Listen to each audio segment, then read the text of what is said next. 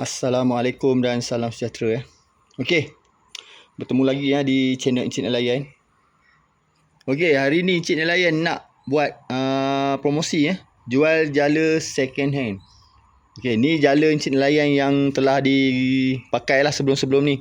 Ada yang saiz 2 inci, ada saiz 2 inci setengah, saiz 2 inci, saiz 3 inci 3 suku inci, saiz 3 inci, saiz 1 inci setengah, 1 inci suku, 2 inci Cik Nelayan ada banyak jala yang second hand. Yang baru tak ada. Sebab yang baru biasa Cik Nelayan akan pakai terus lah.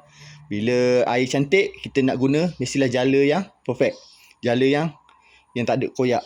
Okey, jala ni ada koyak tapi tak banyak lah. Mungkin sikit-sikit lah koyak dia. Tak ada lah orang cakap tu koyak rabak tu, tak lah. Jala ni masih okey lagi. Yang kat sini semua rantai timah. Semua rantai timah. Kalau yang dekat depan rumah tu, yang itu adalah rantai besi carbonite lah.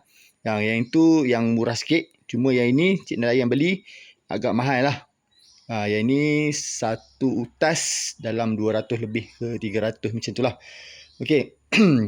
Tansi 035 dengan 038. Ni tansi kasar lah. Okey, panjang semua jala panjang dia 12 kaki. Tak ada yang 10 kaki, 11 kaki tak ada. Semua 12. Sebab jala 12 adalah jala yang saiz dia ngam-ngam.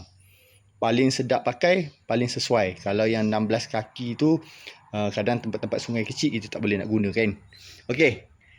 Ni kalau ada yang nak jala second hand, Cik Nelayan nak jual murah aja. Satu utas harga dia 100 sahaja. Satu utas 100 sahaja. Nak saiz 1 inci, 1 inci suku, 1 inci setengah, 2 inci, 2 inci setengah, boleh PM Cik Nelayan. 3 inci pun ada boleh PM Cik Nelayan. 0199224382. 0199224382. Okey. Jala. Tansi kasar, batu timah dan juga ada batu besi, rantai besi Okey. Tong bot pun tong minyak Kalau ada siapa-siapa yang nak beli tong minyak Yamaha, ni tong minyak Cik Nelayan lah. Ada satu free sebab itu hari masa tahun bila tu Cik Nelayan beli extra sebab nak guna minyak banyak. Terpaksa beli satu free. Jadi ada satu lagi ni memang tak pakai lah. Duduk saja kat sini. Okey.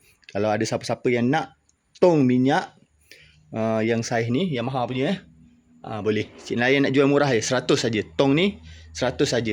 Baru lagi yang ini. Baru lagi. Okey.